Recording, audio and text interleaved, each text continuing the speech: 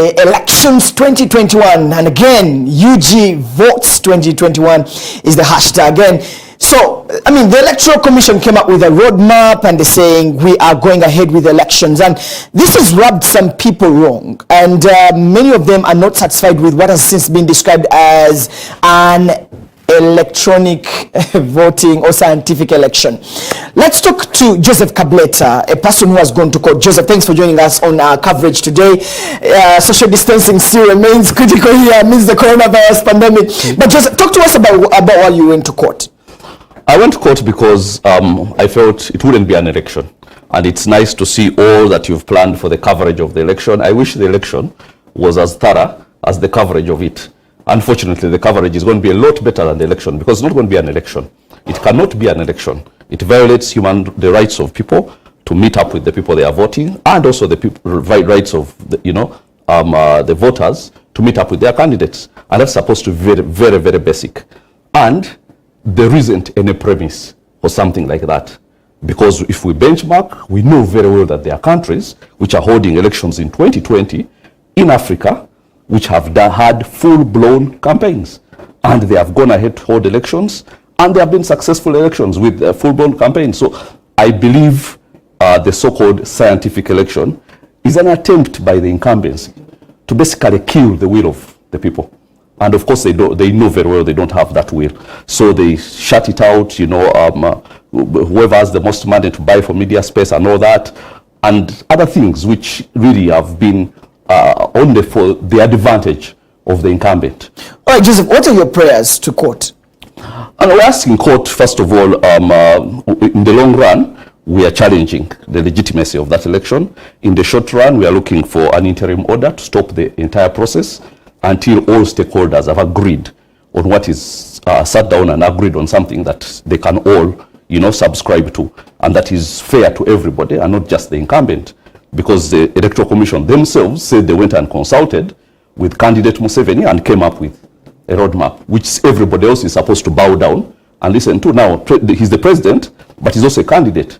Now, if he is a candidate, like all the other people who are vying for his position, then he has to be subjected to the similar rules. He cannot have, change the constitution, because I mean he's the head of state, he's an incumbent, and he's protected by the constitution about that. No, that's why we are going to court to find that out, because we don't think he is. Why does he have to swear in again after the election?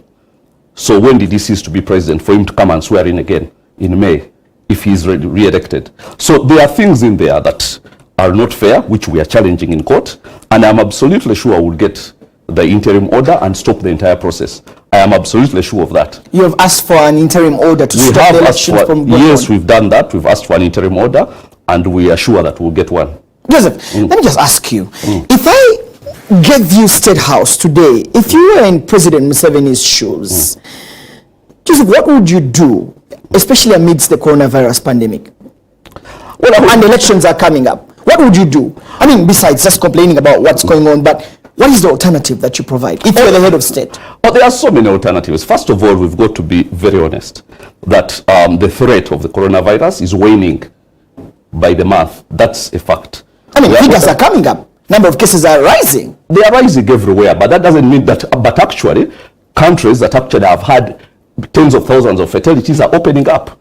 Very soon, you're going to see people in stadiums, fans in stadiums. There was a campaign rally in America which has had the most number of deaths, 120,000. The incumbent was doing a rally, open air rally. We're having an election in Malawi today, which had open air campaigns today. Now, that's wait a minute. That election is in 2020, June 23rd.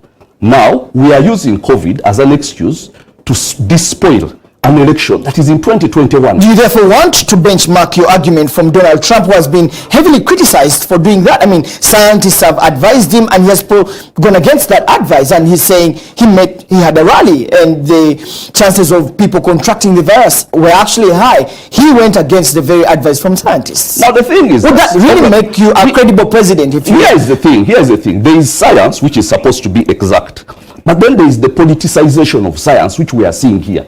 Because somebody comes and tells you, scientists have said. Now, what if we present a credible scientist who comes and gives an alternative view? Because even in science, there are opinions.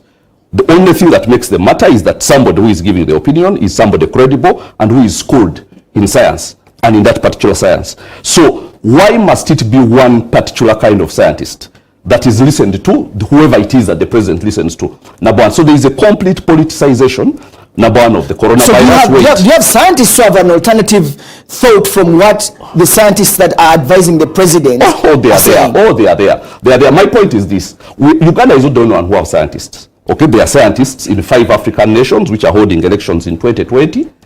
They have scientists too. I wouldn't stand and say ours are, superior and all that. By the way, even if you talk to Donald Trump, you will say he spoke to scientists. So the whole thing about science, there's a whole politicization of it. It's supposed to be exact, but it is not in the current environment. So the reality is that everybody knows this would not be an election. We are all pretending we are going to have an election. We are not.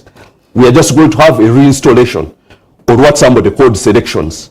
Okay, because there is one person, only one person who benefits from the scientific election. Right. He's the one who has had the benefit of moving across the country in so-called, wealth creation campaigns. So he has met the people. He started in 2018. He's the one who has been on TV, taking 3 hours to make 3 announcements.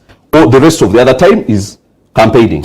He's the one who is going to hog all the time in the media, and we all know it. And he's the one who already has all the powers of the incumbency. And he's the one who controls the Electoral Commission.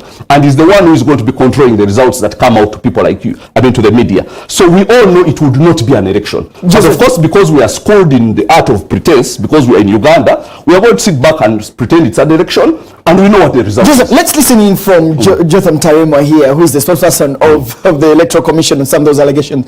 Joseph, thank you. Joseph Kabuleta, thank you for making time to speak with us. Listen, so we have the chairperson of the Electoral Commission who is standing by. Can we